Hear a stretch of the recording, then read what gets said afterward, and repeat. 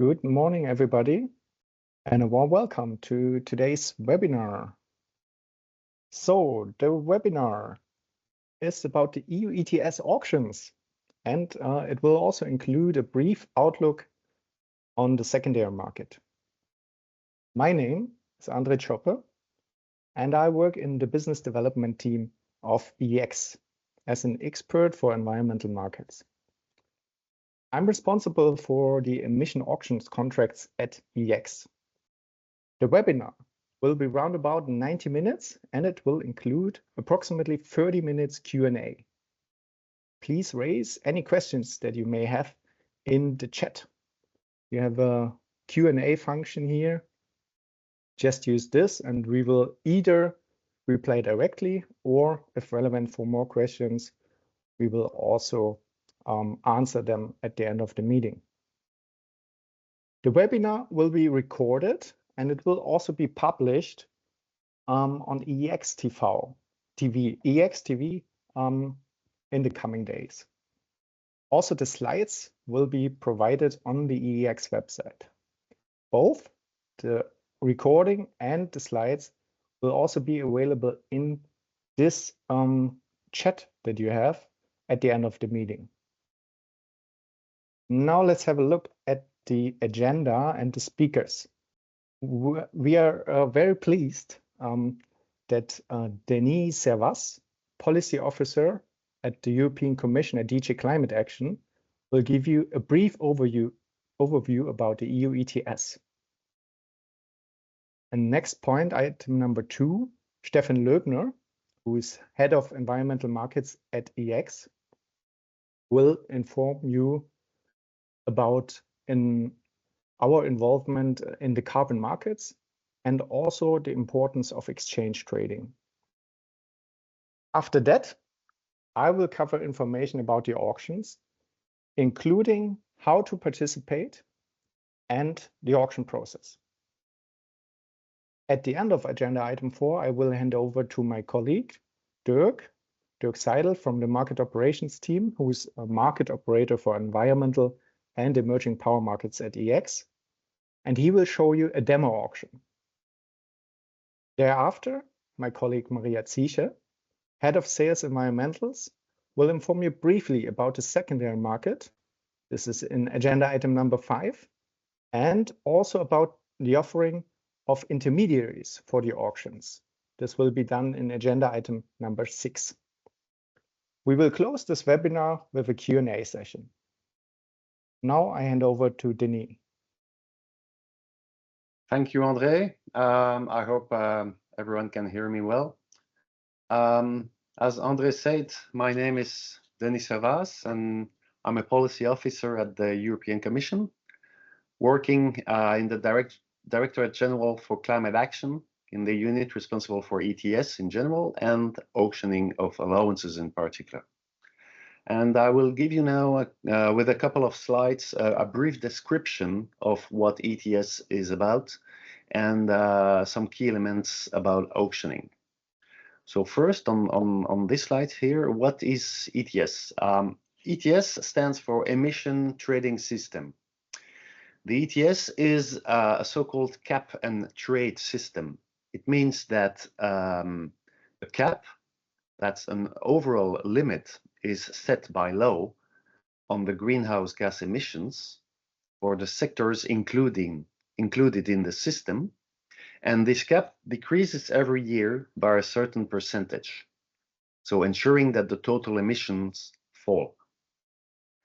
The sectors included in the current ETS are the power generation sector, still the biggest sector here, industries like cement or steel, for example, and finally also aviation and more recently maritime.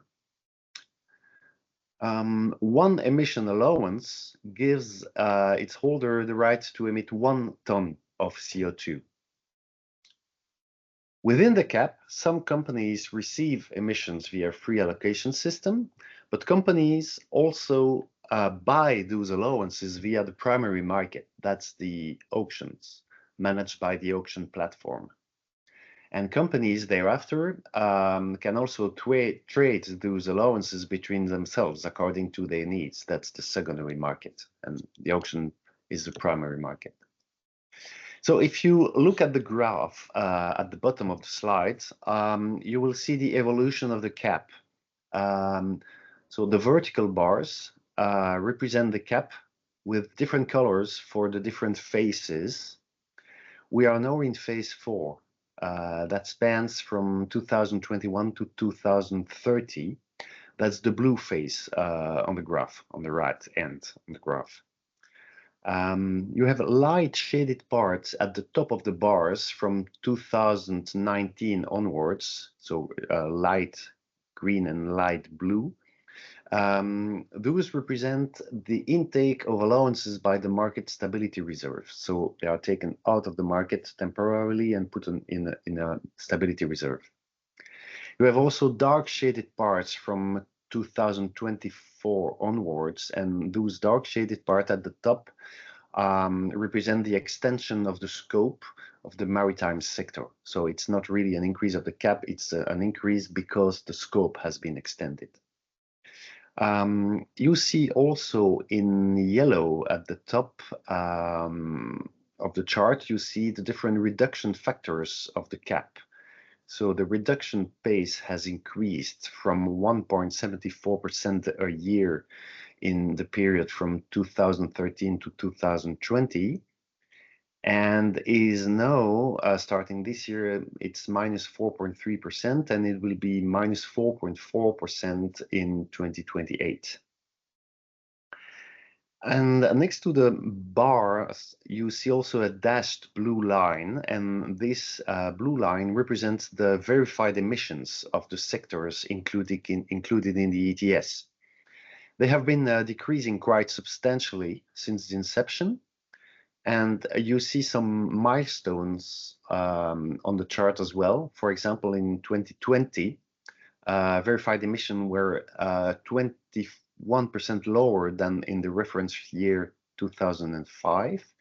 And the target for 2030 is to reach a reduction in emission of 62% compared to 2005.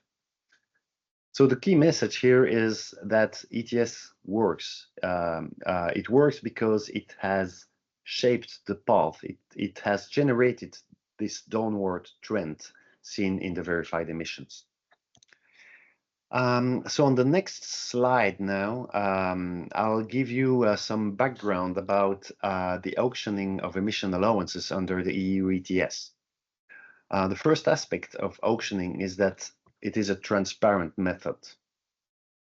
Transparent in the sense that market participants will acquire the auctioned allowances at the market price. It's determined by the market participants themselves during the auction, and this price is linked and in fact very close to the prevailing market price in the secondary market at the time of the auction. Next feature is that since 2013, auctioning is the default method of allocating allowances. It's the biggest method by volume.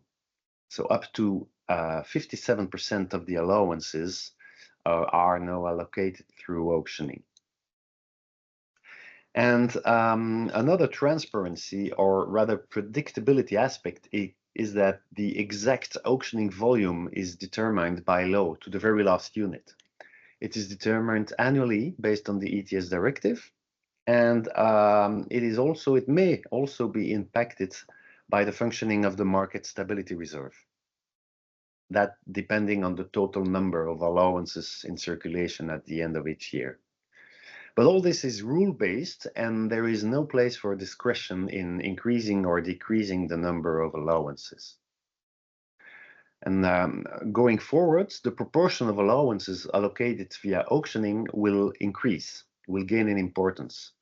For example, starting in 2026, all the allowances for the aviation sector will be auctioned, and up to last year, to 2023, it was only 15%. There will be also a new ETS for building and road transport, so-called ETS2, that will start in 2027. And for ETS2, all allowances will also be auctioned. So auctioning is here to stay and to grow.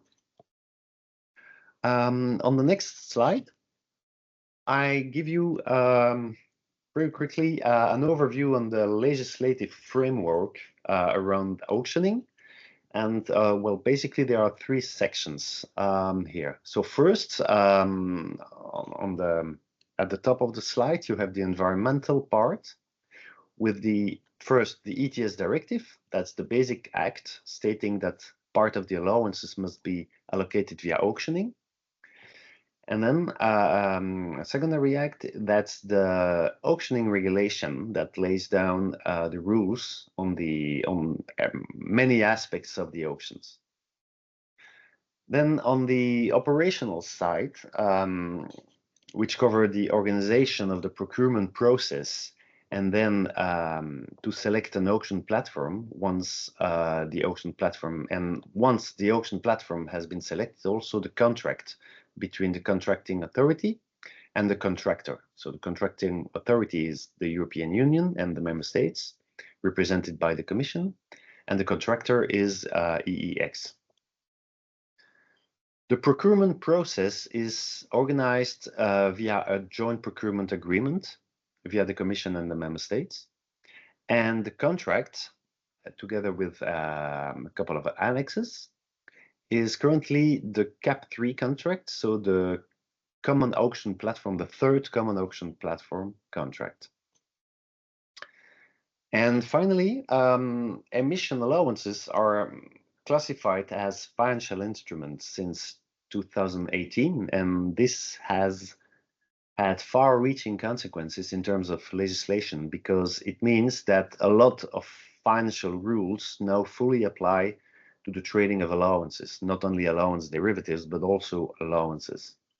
So, for example, the market abuse regulation, the anti-money laundering directive, settlement finality directive, and so on. So, this financial framework is important because it provides protection against fraud or market manipulation, for example, and so it enhances security and market certainty for market participants. And now on the next slide, it will be the last slide I will present, give you a short description of what has been put in place for the auction platform. So as you all know, there are 27 member states in the EU. And if you add Norway, Liechtenstein, and Iceland, those are three EFTA countries. So EFTA, it's the European Free Trade Association. So those three countries also participate in the ETS. So all in all, we have 30 participating members. Of those 30 members, 28 members auction their allowances on the common auction platform. Those members have signed the joint procurement agreement I mentioned on the previous slide. They have sent this agreement to organize the procurement process and to organize the management of the contracts with the common auction platform. Currently, the common auction platform is the European Energy Exchange, so EEX, our host today, and they are located in Leipzig, Germany. From the 30 members, you have two member states, Germany and Poland, who decided to opt out of the common auction platform and to have their own platform. This is something, and this was an option that is provided in the auction regulation. Germany has selected EEX as its auction platform, and Poland has currently not selected any platform yet and is hence using the common auction platform as well until further notice. So in practice, that means that all allowances are auctioned by EEX. And a very last word on ETS2. So that's the ETS, the upcoming ETS on building and road transport.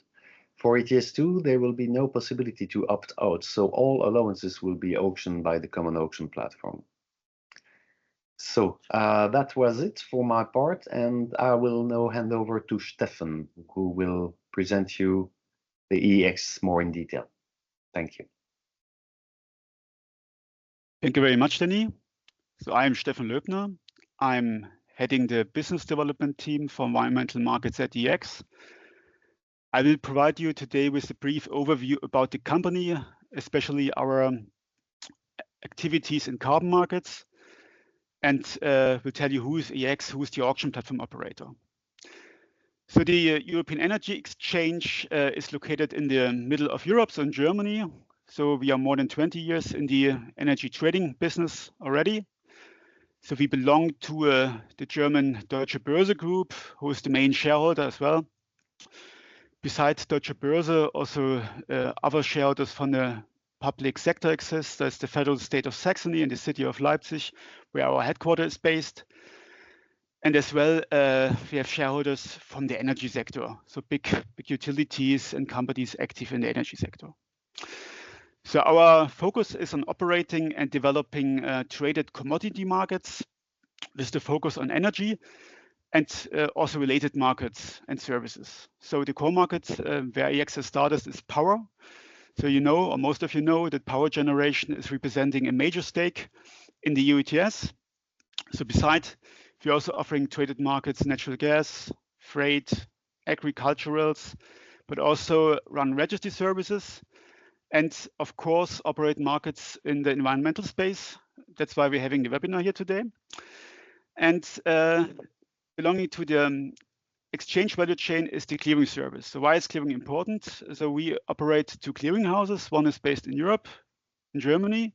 The other one is based in North America. And basically clearing makes sure that all transactions concluded on the exchange will be settled with the buyers and the sellers.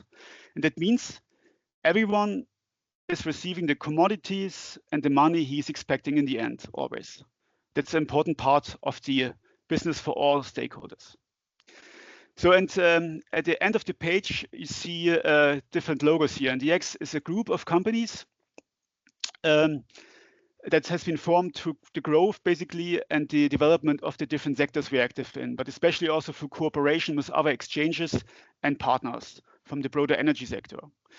So well-known group companies are, for instance, EPEX Spot. They are based in Paris, covering the power spot markets. We have PXE based in the Czech Republic, covering Eastern Europe, or Nodal Exchange based in Washington, responsible for the North American market. So, and this makes us a really truly global company, but that's not only because of our company structure, also because of our market participants. And if you look at the next slide,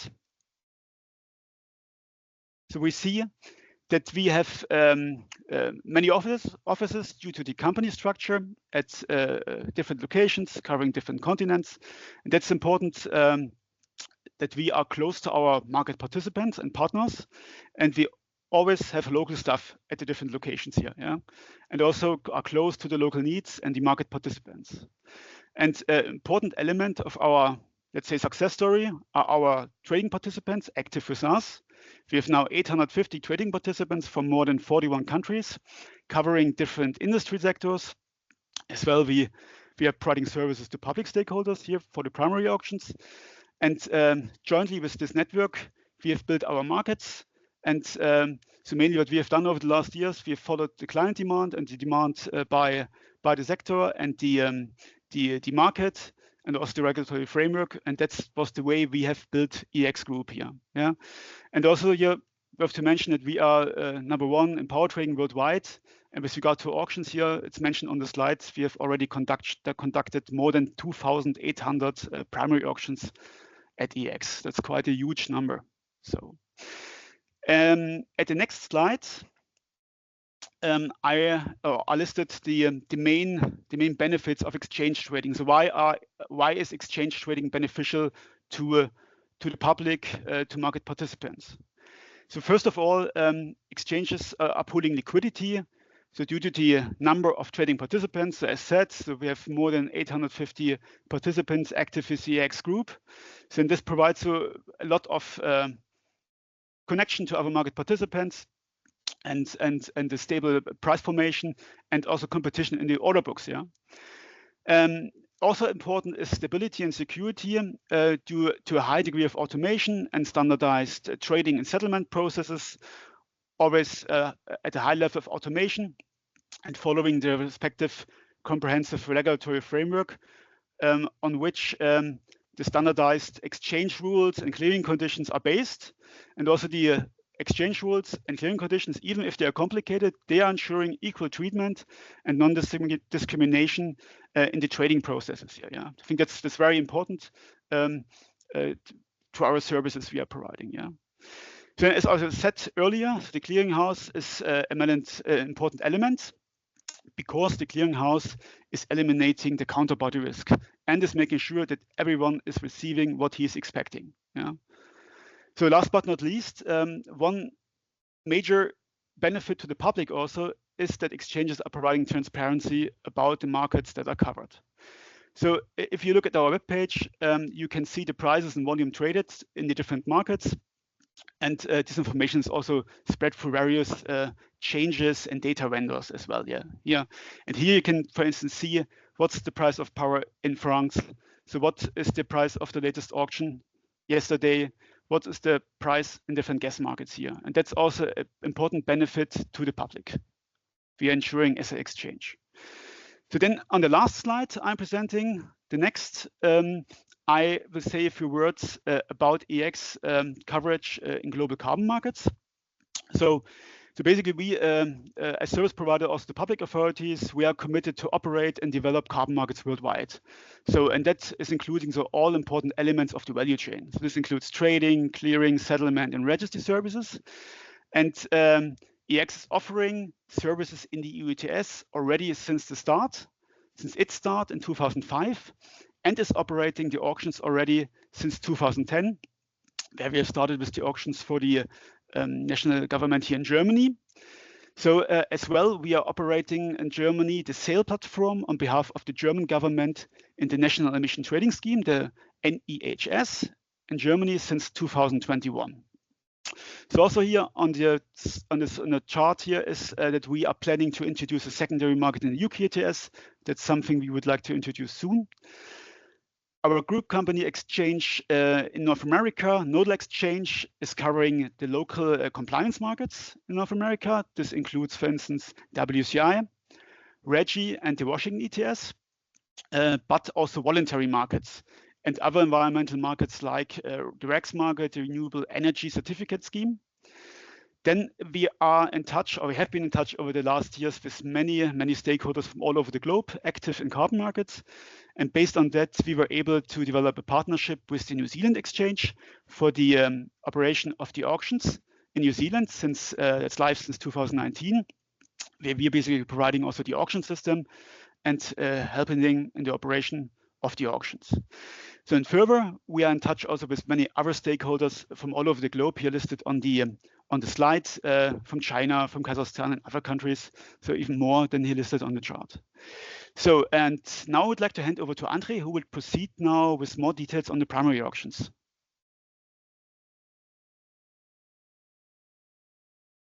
Thank you very much, Stefan. So let's continue with some auction statistics. On this slide, you see the volume of EUAs auctioned by EEX per year. And this is represented by the red bars and the left axis. The blue line characterizes the number of auctions per year. EU ETS auctions started in 2010. Last year, some 223 auctions were conducted by EEX, auctioning a total volume of around about 486 million allowances in 2023. To date, and as mentioned by Stefan before, EEX and its clearinghouse ECC have successfully conducted and settled more than 2,800 EU ETS auctions. Since 2010, only 12 auctions had to be cancelled due to either a too low bidding volume or a price under the confidential reserve price. Next slide, please. So I don't want to go into the details of this slide, but some main takeaways. So it displays the 4 EU ETS auction mandates that EX holds in 2024. The common auction platform is for 25 EU member states plus 3 EEA EFTA countries, as well as the Innovation Fund, the Modernization Fund, the Recovery and Resilience Facility for financing Repower EU. And those respective member states using the common auction platform are marked in green on this slide. And together, they will auction round about 449 million allowances in 2024. Those allowances can be bought under, or not those, I mean all the allowances can be bought under each auction mandate. So it doesn't matter whether you buy allowances in a German auction on Friday, or in a Polish auction on Wednesday, or an EU auction on Monday, Tuesday, or Thursdays. It's the same certificates, so there's no marking on it. And the second message I want to convey is that for compliance reasons, also aviation certificates can be used for stationary installations and the other way around. And also for you to note, as of 2025, there will be no separate EUAA auctions any longer, but only EUA auctions. Next slide, please. So let's continue with agenda item number 3, the participation in auctions. Why should you consider to participate? Because auctioning is the default method of allocating allowances within the EU ETS. Free allocation has been reduced significantly, and auctioning is an open, transparent, harmonized, and non-discriminatory process. Also on this slide, there are some further advantages why you should participate in emissions auctions at EX. There are almost daily auctions. We offer a variety of direct and indirect auction access options. And number 3, we have a strong customer focus. Also, auctions have a fair and transparent price formation. And not to forget, the fees are potentially lower than buying on OTC and the secondary market. And a small discount to the secondary market price is possible. This will definitely not always be the case, but in some cases. Next slide, please. So, although there are many companies that are interested in joining the auctions, unfortunately, not all are allowed to do so. Eligible participants, according to the EU auctioning regulation, are compliance buyers. This means operators of stationary installations, aircraft operators, and since 2024, also shipping companies. Also, investment firms and credit institutions in accordance with specific EU directives.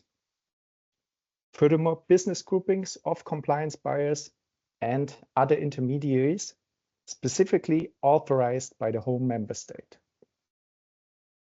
These participants have to fulfill admission requirements according to the EU and, of course, EX rules. Inter alia, they need to have an establishment in the EU, except for compliance buyers. They do not necessarily need that.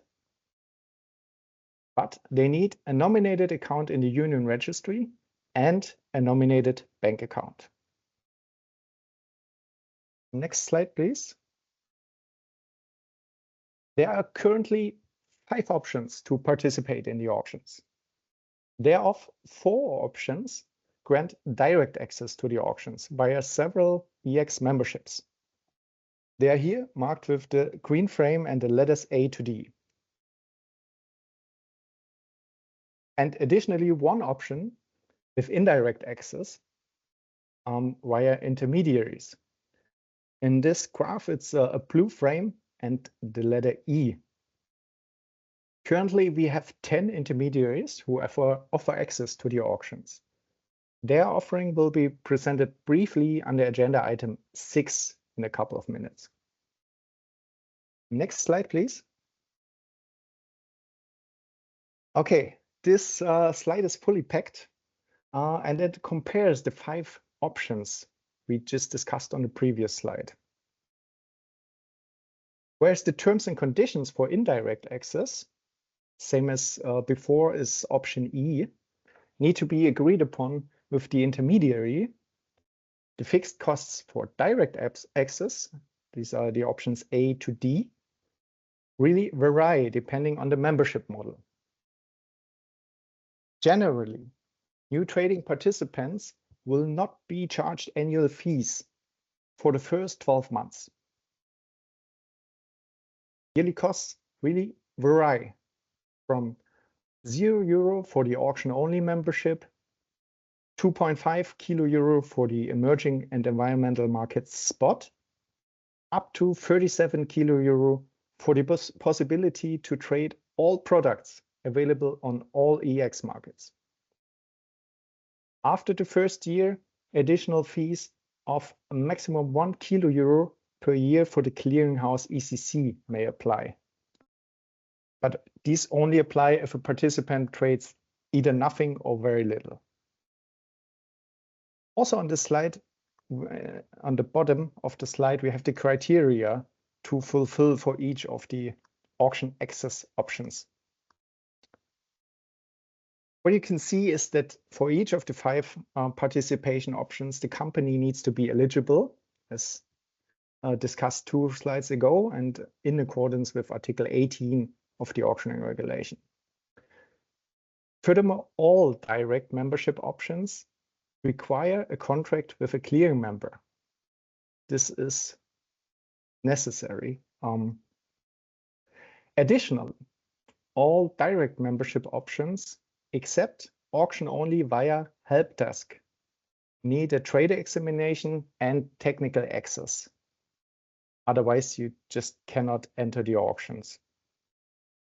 And last not least, for all direct membership options except the auction only one, the 2 auction only one options, liable equity of 50 kilo is required. Next slide, please. So if you choose one of the 4 direct options, this slide gives you an overview about the steps to take and the forms to fill. We will not go into the details. That's not the right place to do that. Our membership team and our sales comms would assist you with that if relevant. But the main points are, firstly, you need to get into contact with EEX and choose one of the several membership options. Secondly, you would need to provide the respective forms. And thirdly, you would receive confirmation from EEX ECC that you are ready to bid or to trade. Next slide, please. So we are with agenda item number 4, which is covering the auction process. I'll start with some theoretical information, and then my colleague Dirk will present you a live demo. This slide gives you an overview about the auction process. The auction format is single round, so bids will be submitted during one given bidding window. It's sealed bids. Bids will be submitted without seeing other participants' bids. And it's uniform price. All successful bidders will pay the same auction clearing price. As stated on the slide, the bidding window is open from 9 to 11 a.m. CET. And the auction products are either general allowances or, in 2024 for the last time, also aviation allowances, EUAA. Bids can be submitted, modified, and deleted during the bidding window as often as you like. Sharp at 11 a.m. CET, the auction is closed and the auction clearing price is determined. I will present you an easy example for this on the next slide, but not yet, because we still have some columns to go here. So if the auction is successful, which you saw is mostly all the time the case, then the results will be shown immediately in the auction system, as well as will be transferred in real time to news feeds, such as Refinitiv or Bloomberg. And the auction results will also be displayed on the website. At around 11:05, but no later than 11:15, the detailed auction results, such as minimum and maximum bid price, as well as the number of bids and bidders, are published on the dedicated auction website of EEX.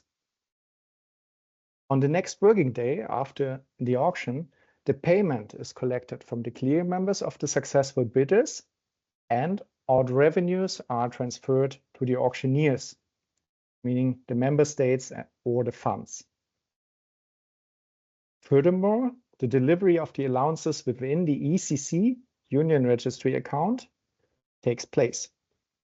Upon request, there will be a transfer from the allowances from the ECC Union Registry account to the Union Registry account of the trading member. Next slide, please. Okay, this simplified example should help you to understand how the determination of the auction clearing price works. In the example, I've chosen an auction volume of 1 million EUAs. On the left-hand side of the slide, you see 6 bids, one of each from the bidders A to F. After the close of the bidding window, the bids are sorted. This is here in the middle of the slide. And they are sorted in descending order of the price. In this case, the bids are sorted down. It starts with the highest bid, 75 euro, and goes down to 62 euro. Tied bids, such as the two at 65 euro, are sorted through a random selection process according to an algorithm. Then, on the right-hand side, you see that the bid volumes are added, starting with the highest price bid. The price at which the summed up bid volume, in this case 1 million, is matched or exceeded is the bid that sets the final auction clearing price for all successful bidders. In this example, the volume is allocated at an auction clearing price of 65 euro per allowance. Bidder D sets the price for all bidders. He's the last successful bidder. As there has been more than one bidder at this clearing price, in this example at 65 euro, there has been a random distribution of the rest volume to one bidder. In this example, 390 million allowances to bidder D. Next slide, please. In which cases can the auction be cancelled? The auctioning regulation provides 3 scenarios for a cancellation. Number 1, the total bid volume falls short of the volume of auctioned allowances. In the example of the previous slide, this would have been the case if the total bid volume would have been below 1 million allowances. Number 2, if the auction clearing price is significantly under the secondary market price. In this case, the so-called reserve price is determined by EEX in accordance with a confidential procedure. And number 3, if there are severe technical problems. But as you have heard, in the last 14 years, we had more than 2,800 auctions and only 12 had to be cancelled. If an auction is cancelled, then the volume will be evenly distributed over the next 4 scheduled auctions. Next slide, please. This slide displays a screenshot of the auction system, and herewith I would like to hand over to my colleague Dirk from the market operations team, who will show you a demo auction.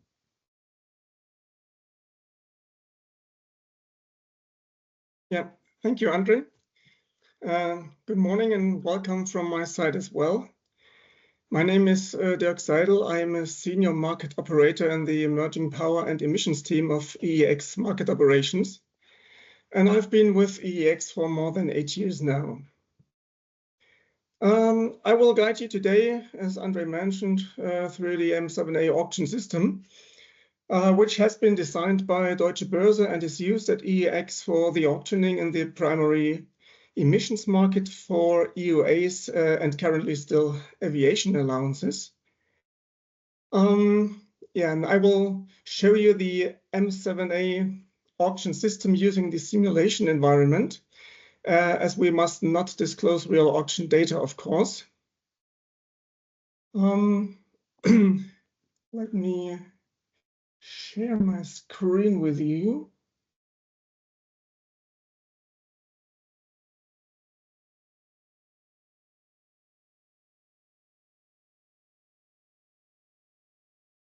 So, all right, you should now see the M7A auction system. I will explain the system design and show you first of all how to place, modify, and cancel bids. And for this purpose, we have set up a running auction in the simulation environment. But first things first, let's have a look at the login mask and let me explain some important details of it.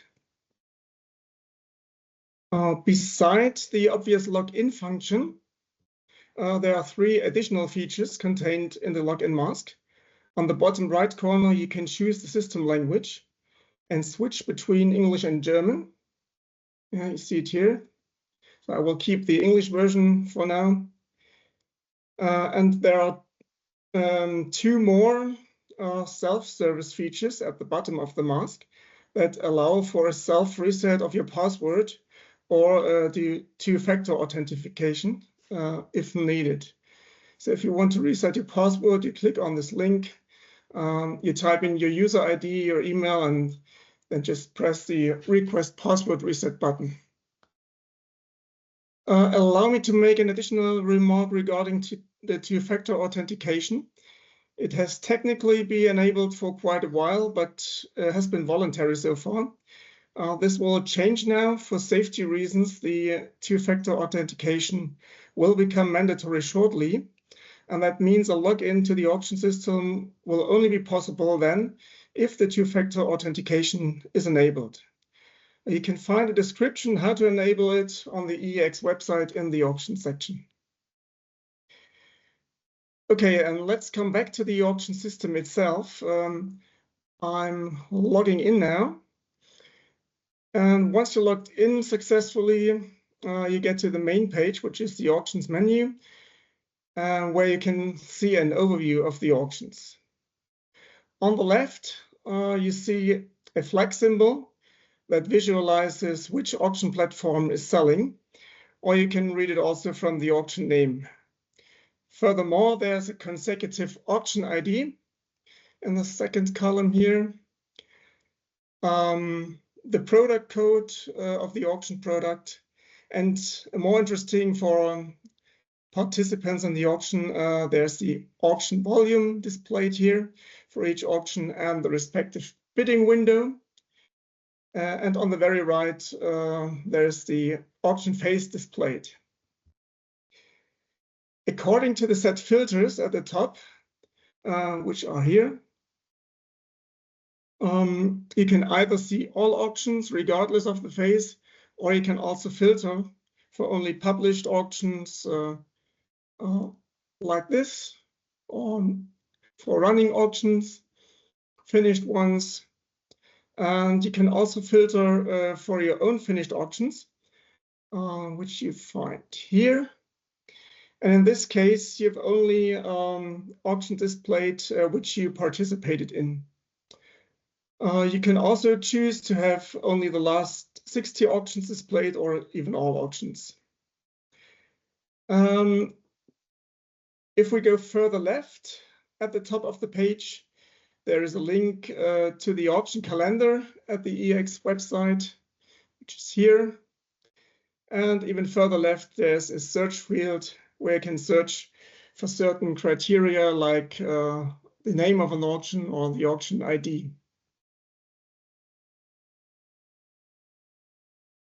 And on the very left, which is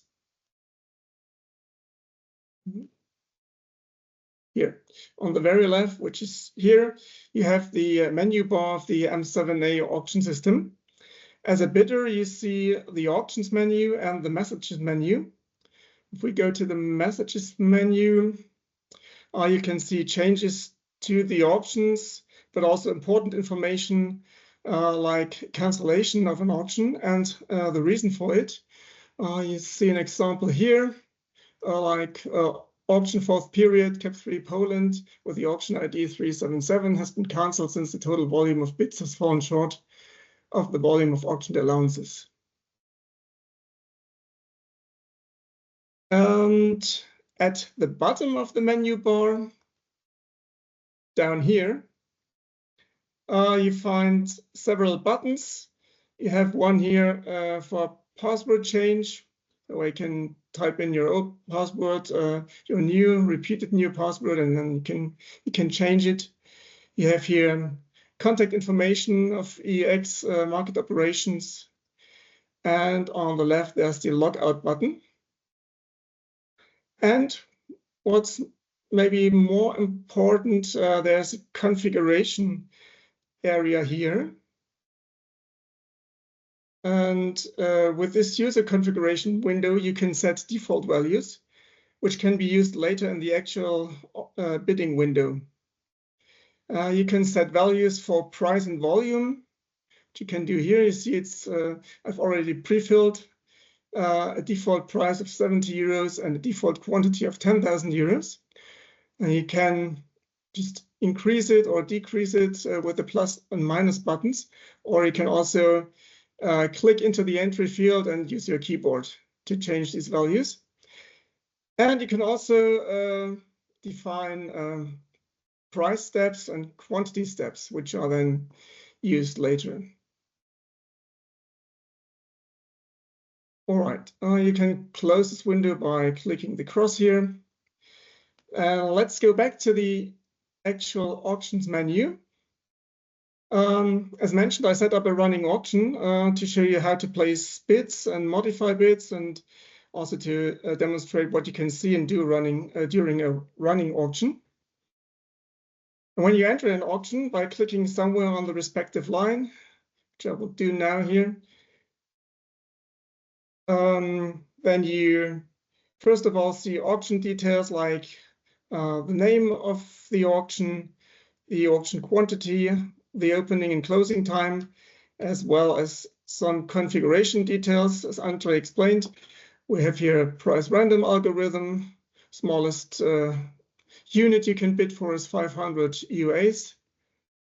And on the top, you see a progress bar, which is here, indicating the bidding window and also showing you the remaining time of the auctions. So you see now there's 40 minutes left until the auction would close automatically. And you see the frame of this window has the same turquoise color as the progress button.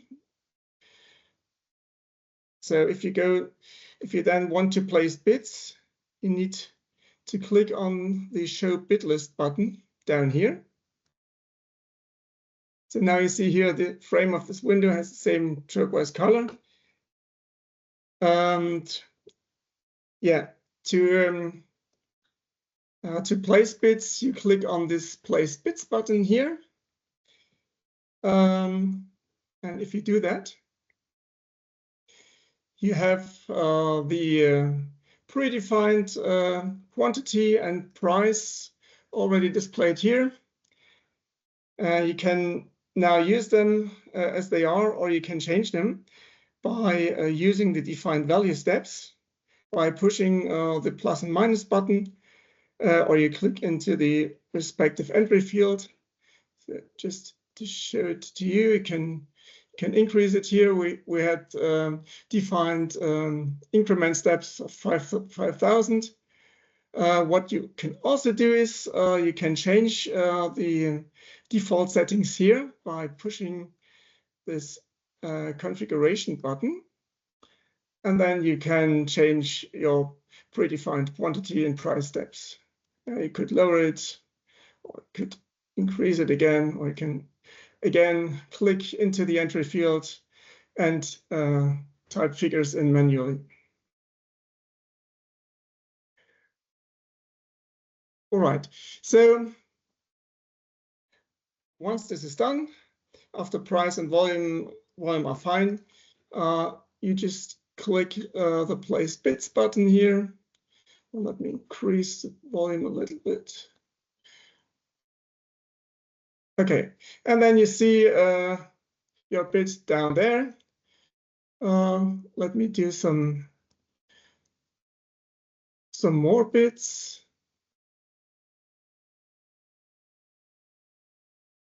I could also type them in manually.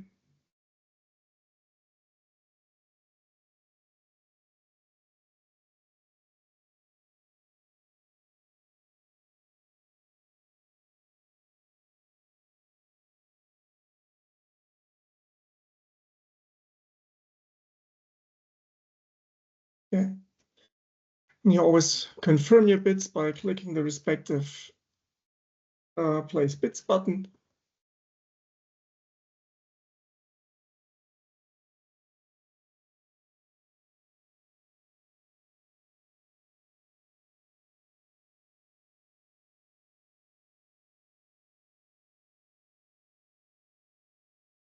All right.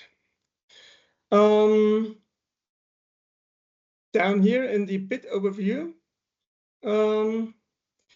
you can keep the overview of your bits, which is quite useful. So it shows you the maximum and minimum price you bid for. You see here, you see the average price of your bits, the number of your placed bits, the total quantity of your bits.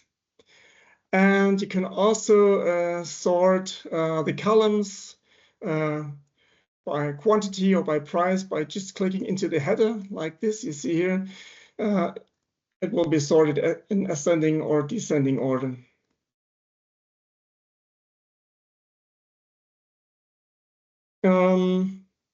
Yeah, once you placed your bits, there's of course the possibility to modify the entered bits. If you want to do that, you go to your bit overview and you just click into the quantity field or into the price field, and you can change the quantity by using your keyboard, or you just use again the plus and minus buttons using your predefined increment or decrement steps. And so just like this. And once this is done, once you're fine with your modifications, you need to confirm the modifications by clicking the modified bits button down here. Then you're asked again, do you really want to modify one bit? Yes, we want to. And then the modification has been done.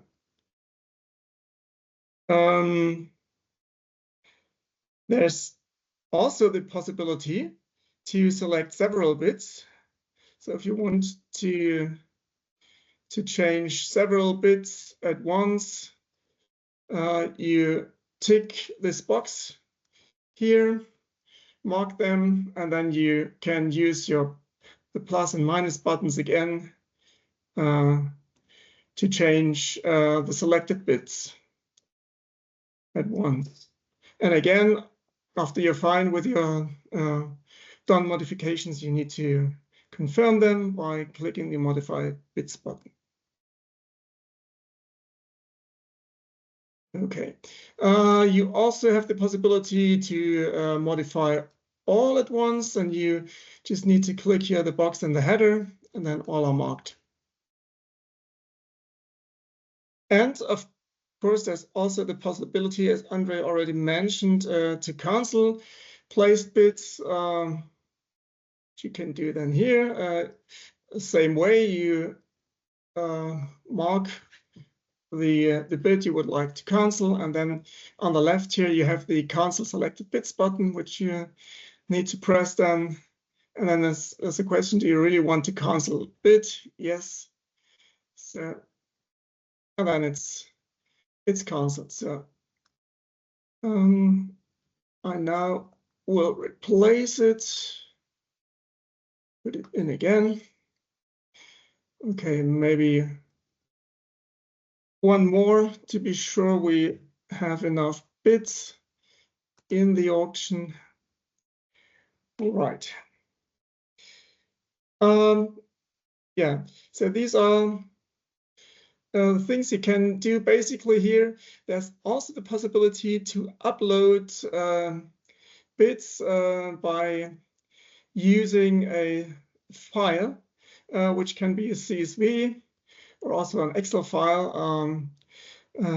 I won't show it now, but this is also a possibility to upload a list of bids at once.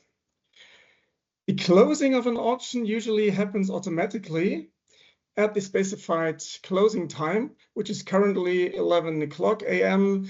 Central European time for all emission auctions at EEX. For demo purposes, my colleagues will now close the running auction manually in the background. The auction will then switch to the phase closed, while the color of the frame changes to gray. And after a check whether the volume and price requirements according to the auctioning regulation were fulfilled, the auction will then get approved by my colleagues, and the phase will eventually jump into the state finished, which is the final state of a successful auction.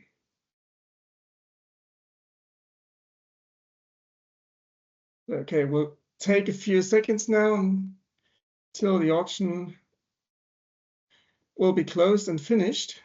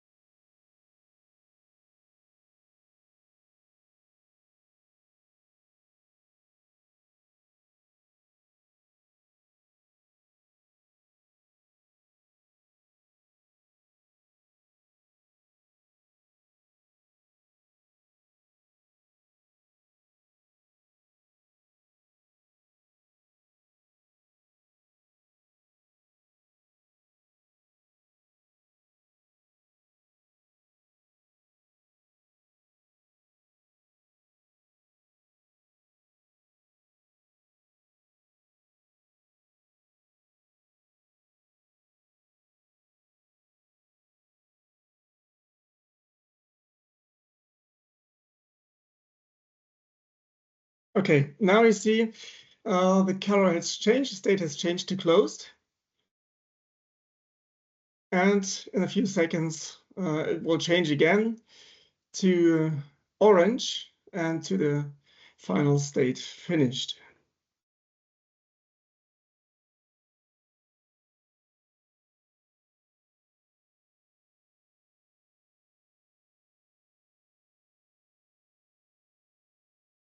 Okay, now you see state has changed to finished.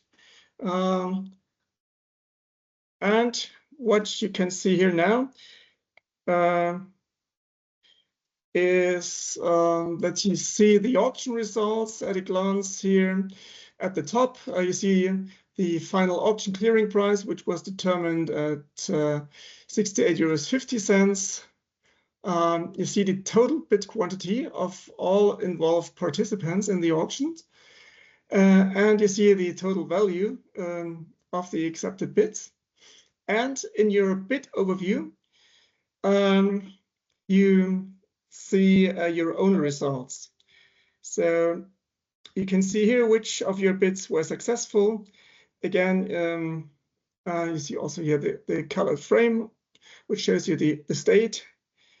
Yeah, you see successful bids that are highlighted in green. These are the fully successful bids, and we have one bid that was partially successful, and that is highlighted in yellow. Why was there a partial execution of the auction clearing price?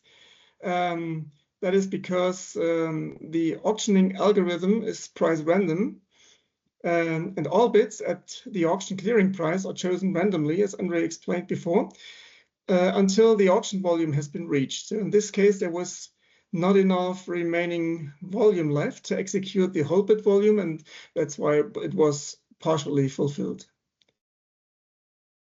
So going back to the main page by closing this window here at the top right corner by clicking across, you get to the main page again, and then you have the possibility to download reports if you like by using this download report button here.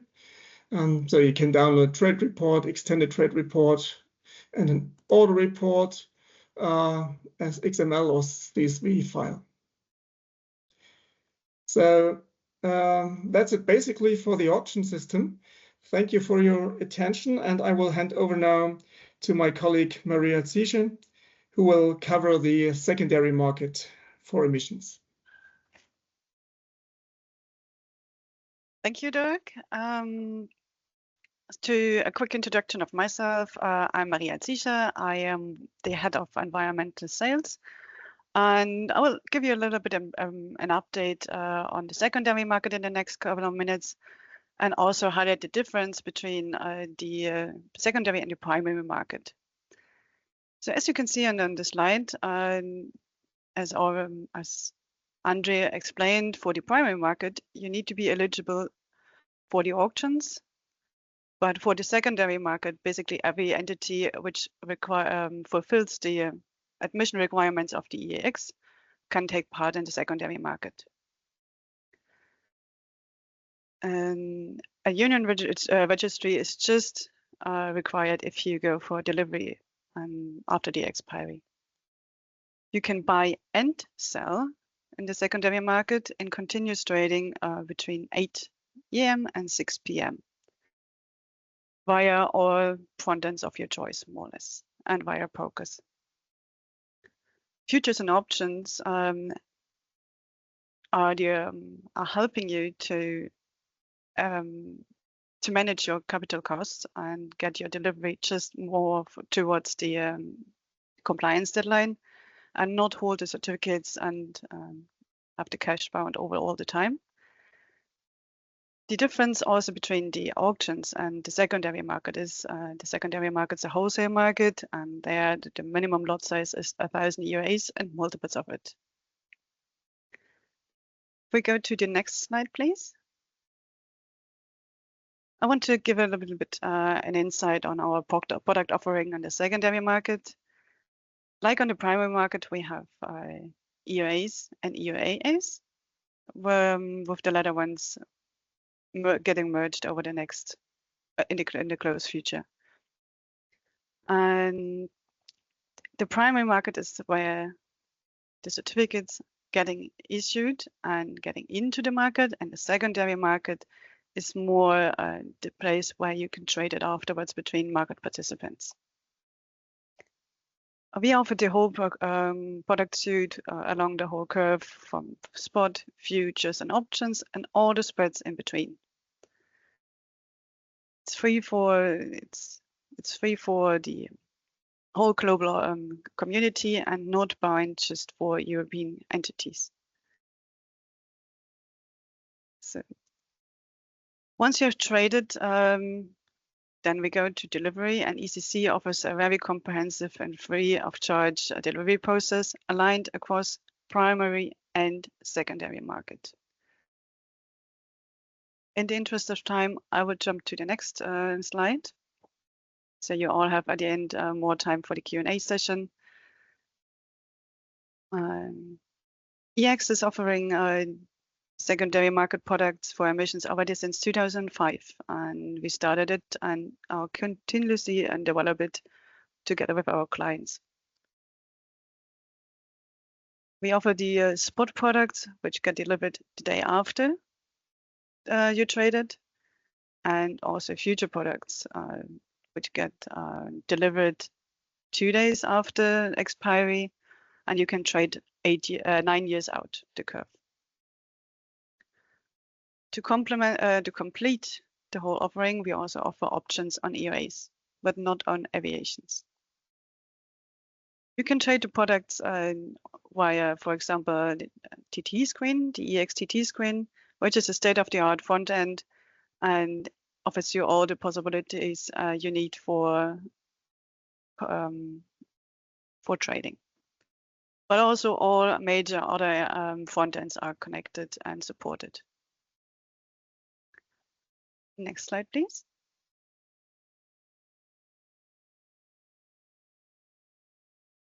Let's have a quick look on our trading, a couple of trading data.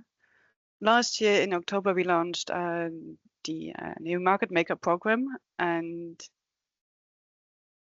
slide disappeared. There they are again. We launched the market maker program, and since that we see continuously growing market volumes, and we could increase our market volumes by 70% year on year.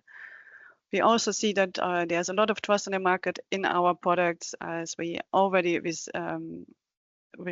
reached an all-year or ever record in participation. We saw already this year alone 146 trading participants, status of July, and the trend is growing, as you can see. Next slide, please. If you're not yet a member and you want to become a member also for the secondary market, I think Andre already touched on it for the primary market already, and for the secondary market, a precondition to get admitted is to choose first one of the 24 clearing banks which are admitted at EX. And then once you've finalized this connection, you go to the admission of the ECC. And there also one of the preconditions is to pass the ECC KYC process. Once all this is done, then we go to the EX admission. For any further questions, feel free to contact me afterwards, and we go through bilaterally. Next slide, please. Because on the admission process especially for smaller and medium-sized clients is maybe not the right way to access because of the preconditions and finding a clearing bank. And we also work together with intermediaries who are offering their services for more bespoke offering. At this slide, you can see a couple of the intermediaries listed at EX and admitted for the primary and secondary market at EX. Like, for example, ABN AMRO Clearing Bank, Berenberg, BGC Brokerage. They offer a much more bespoke and more individual offering and a couple of more services. ABN AMRO Bank, for example, offers flexible trading, carbon market research, and a shipping dashboard for compliance strategies and advisory. ACT Financial Solutions supports for you with separate and secure custody foundation, which can be used to hold EOAs on your behalf. For EFS, for example, there is no minimum lot size and you have flexible payment and an efficient KYC process. Also, MK Brokerage supports you on the KYC process and offers flexible conditions for trading and different markets. Greenstar offers intermediary service for trading for forwards without margining, spot EUAs, and options. The whole list and a couple of more intermediaries can be found on our website. And if you have any questions regarding the exact offering of the intermediaries, please contact them directly. You can find also the contact details on our website. That was a very brief summary on the secondary market. And with this, I would like to hand over to Stefan and answer all your questions.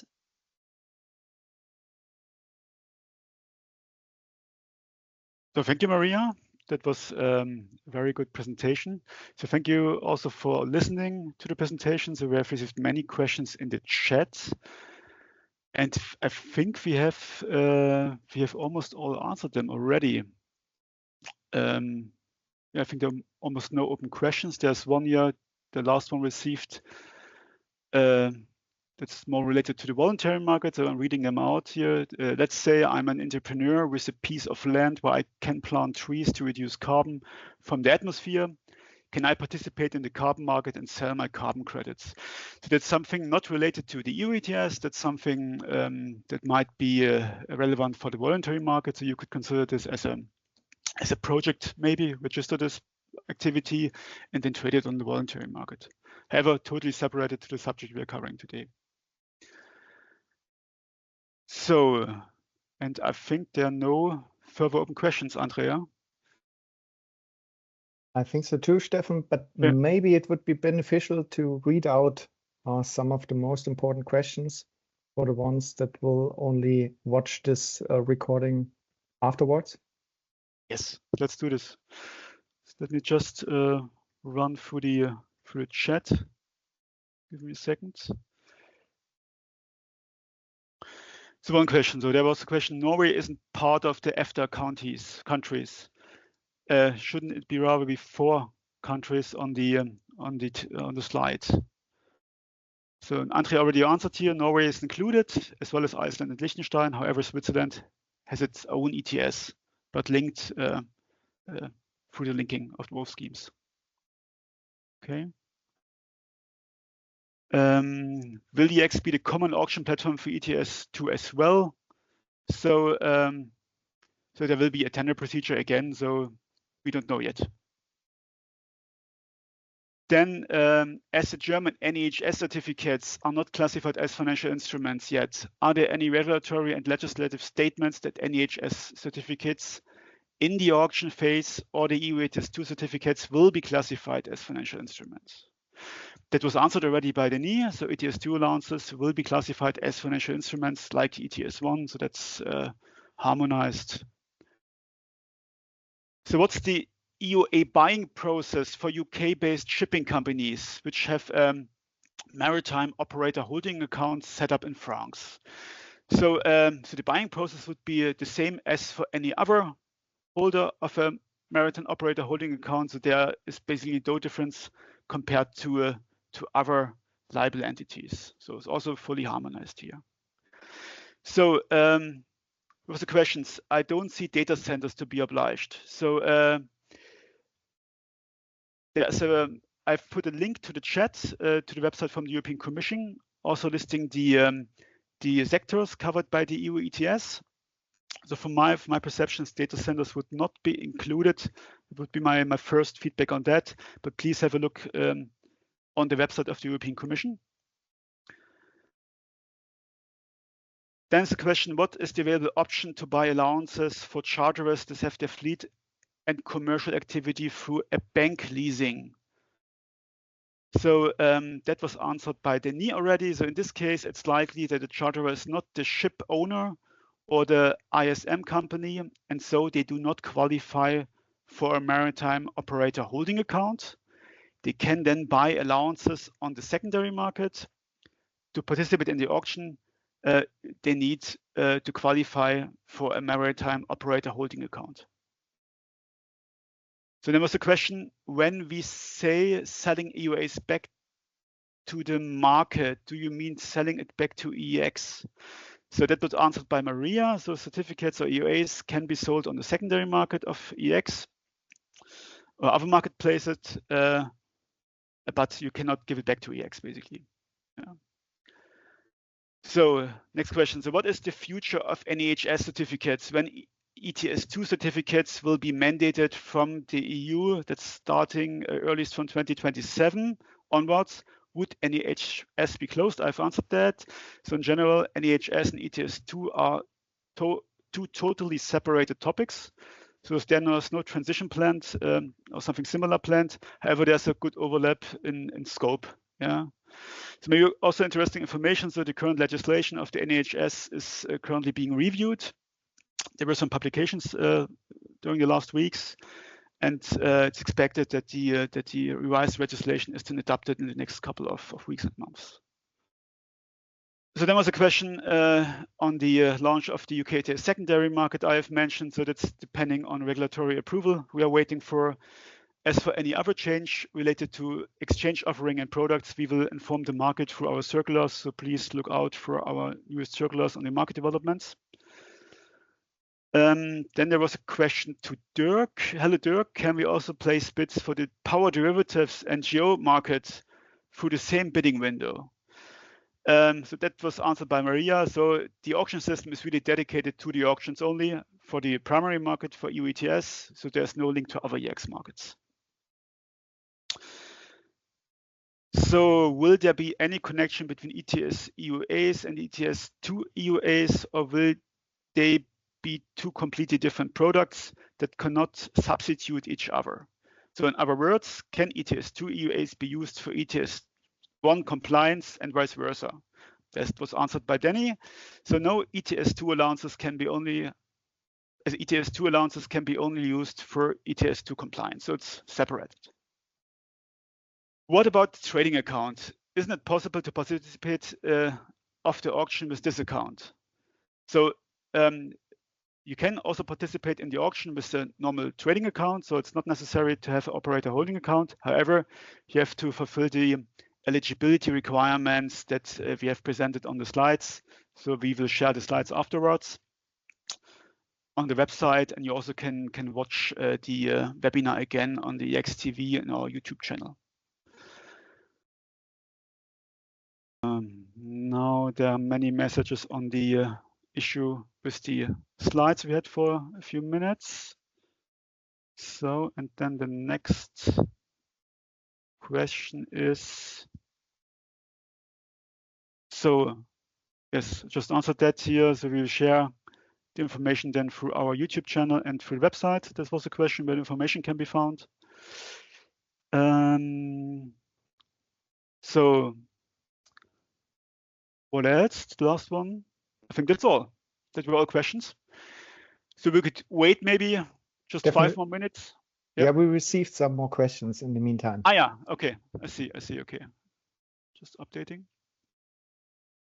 So can you give more details about the EX entry into the UK secondary market? No, we can't at the moment, Alessandro, but we will keep you posted on the developments here. As I said, through circular and the publication on our website. Then, so can shipping companies sell EU ETS? There is not an exemption for maritime sector. I'm not sure about this question. Andre, do you have an idea what the question is referring to? I could just imagine that they are asking if they are only allowed to buy or also to sell. And from my point of view, they can also sell. Yeah. All right, next one. So I got access to CRs. Can I offer them to your market? So CRs have been part of the EU ETS and were considered for compliance as well in the past only. So not anymore at the moment. Yeah, you cannot trade them on EX, but you can trade them at our group exchange, Nodal Exchange in the States. So there's still a market for CRs. Next one. As a result of a transaction performed on the auction market, how should we report the transaction in accordance with the regulation? Will the reporting be done by the participant or by EEX? That's a question on reporting, transaction reporting. So I think I have no one here in the speaker round from the reporting team. But Maria, do you think you could answer this question? I could answer it. Oh, Andre, please. Yeah, to my knowledge, EX will help you with that. We will kind of make a draft transaction reporting, share it with you, and once confirmed by you, report it. Okay, then the next one, can non-EU registered companies participate in the secondary market? So not obligated participants, so companies from outside Europe. So in the secondary market, there is no restriction or no limitation to companies based in Europe. So it's possible to trade from outside Europe. However, it's much easier to receive access to the union registry if you are based in Europe, and also the rules for receiving access became more strict over the last couple of years. So I would not rule it out, but I think most active companies are based or trading through entities based in Europe.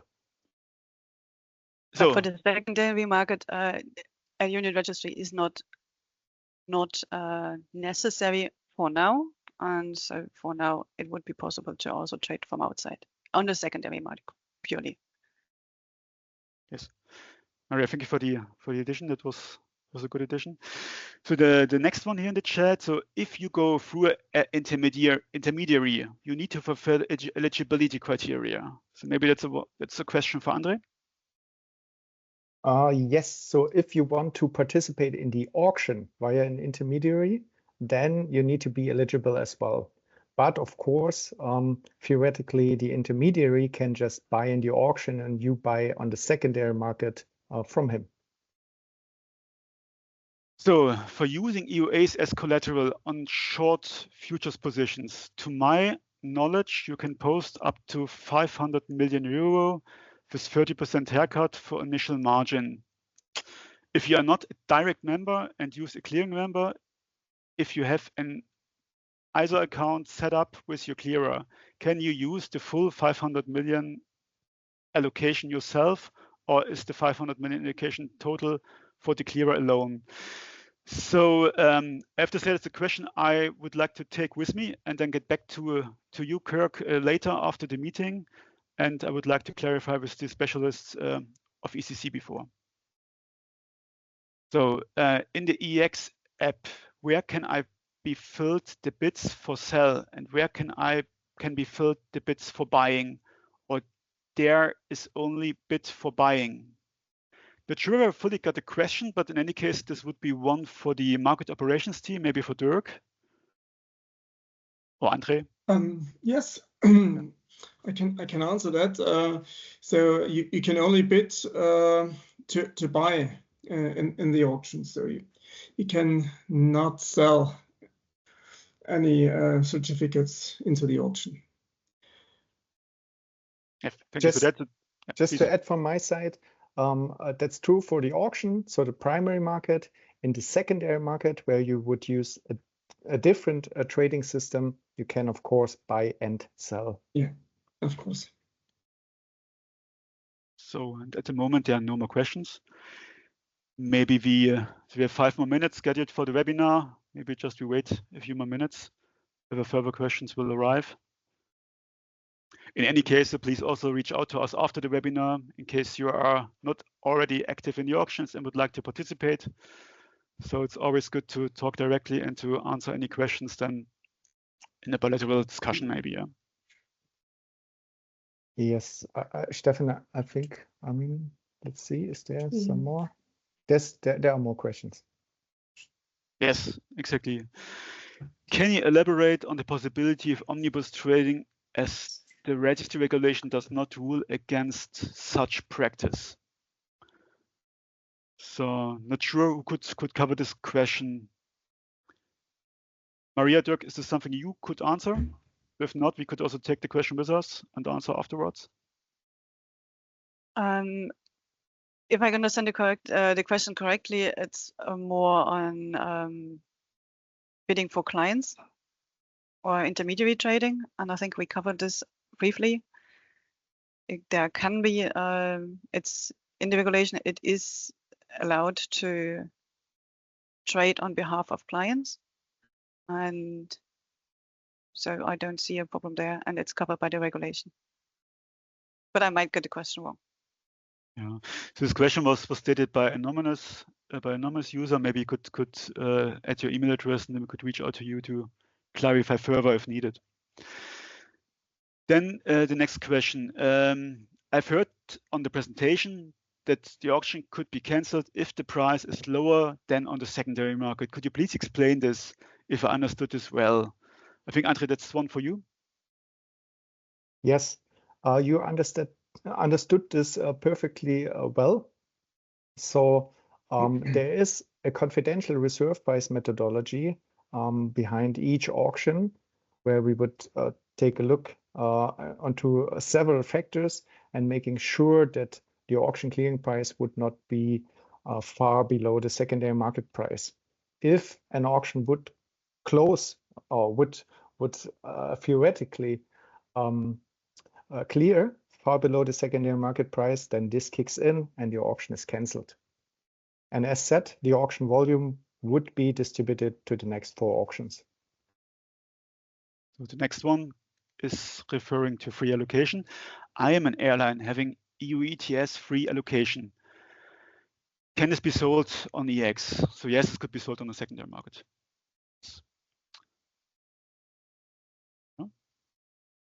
We have 2 more minutes, so please use the time or contact us afterwards. So there's another question. Can the EU in the maritime operator holding account be sold on the secondary market? Yes, they can. So, and I think we are approaching the end of the webinar. So, and yeah, thank you very much for joining and especially for your interest in the auctions. If you're not already participating in the auctions and you would like to join, so please reach out to us to discuss the way forward. So please also join all future webinars on the auctions and on our environmental markets. Thank you very much for your time and for joining the webinar on behalf of our speakers, and wish you a good day. See you soon.